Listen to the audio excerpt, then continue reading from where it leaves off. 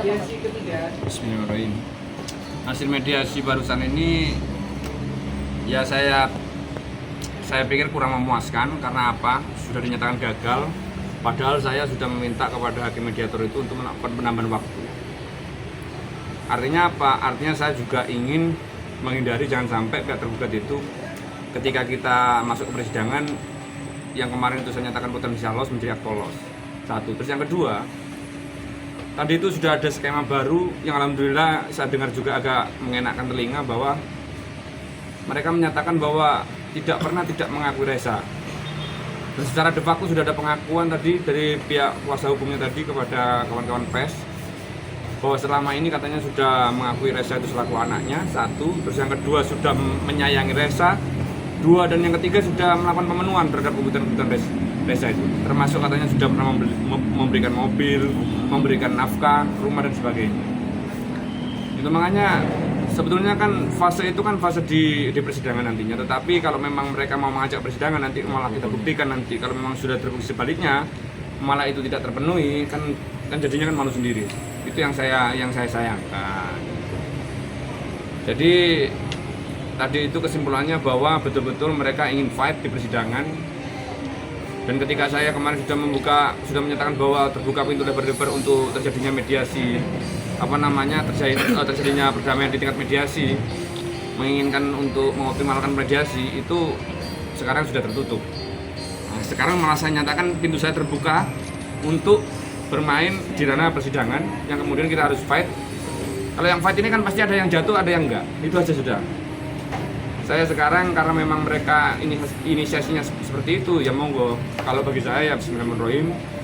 Sekaligus nanti mungkin ya alhamdulillah. Cuma ini yang akan saya nyatakan sebetulnya kebetulan di sini karena ada kawan-kawan PES. Sekali lagi saya nyatakan bahwa saya mohon maaf Mbak Dena, tidak ada inisiasi saya untuk menjatuhkan sampean, tetapi sampean yang mengondisikan dan meminta dan memaksa saya untuk bertindak seperti ini. Belajar bercukup.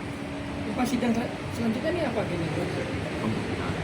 Enggak, ya sidang selanjutnya ya jawaban. Agendanya kapan? Masuk pokok perkara, agendanya yang nunggu ya. Ekor nanti akan ada pemberitahuan melalui ekor. Iya. Nanti akan kita kabari ke rekan-rekan. Jadi sidang selanjutnya itu laporan kepada majelis bahwa hasil mediasi itu gagal. Kemudian nanti majelis yang akan menetapkan nanti hari sidang selanjutnya. Itu sebenarnya itu. Itu tak. Ya itu saja mungkin yang agak sedikit saya sesalkan itu aja. Jadi saya sedikit kalau takut enggak. Cuma nanti saya nggak bangga juga ketika saya nanti menang di pengadilan dan kemudian ada pihak yang jatuh. Itu aja saya nggak bangga. Perlu yang digarisbawahi, beliau sudah mengakui bahwa itu anaknya. Nah, yang digugat ini terkait apanya? Makanya kan saya tadi kan bilang kan ada dua poin yang harus digarisbawahi dari aksentuasi gugatan itu. Yang pertama itu kan memang kan status Reza sebagai anaknya. Tetapi sudah saya nyatakan di dalam keterangan saya atau statement saya sebelumnya di kawan-kawan PES itu bahwa hubungan ya antara Dinada dengan pamannya ini kan merupakan hubungan perikatan, penitipan anak. Kalau mereka itu sudah menyatakan sudah pernah menafkahi ya sudah buktikan. Karena saya tidak mempermasalahkan angka.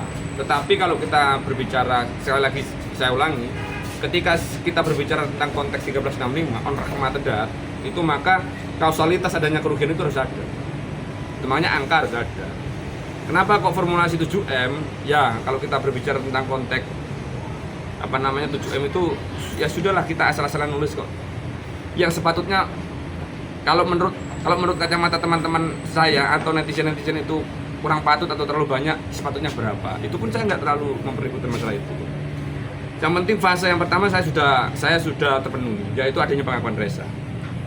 Sekarang karena dia itu sudah melakukan pendoliman terhadap tergugat 2 dan tergugat 3, yang inkasu adalah paman dan tantenya yang mengasuh anaknya, ya kan, yang menceboki kotoran anaknya, kan begitu, yang menidurkan anaknya ketika sakit. Nah, itu yang harus juga diperhitungkan. Karena apa? Karena rasa terima kasih secara lisan aja tidak pernah terucap di mulutnya Dinada, kan begitu. Itu makanya harus saya berikan pelajaran, ya, harus saya kasih pembelajaran secara adab melalui putusan pengadilan ini. termasuk pula nanti pembebanan angka itu kan begitu. Tapi Pak, pihak Denader kan tadi mengatakan bahwa lo selama ini sudah menafkahi bahkan memberikan mobil, itu sebenarnya seperti apa Pak? Makanya kan saya kembalikan lagi, ketika kita berbicara tentang asas pembuktian, karena kita menganut aktori incumbit probatio, maka siapa yang mendalilkan? Dia yang membuktikan. Dia kan sudah mendalilkan.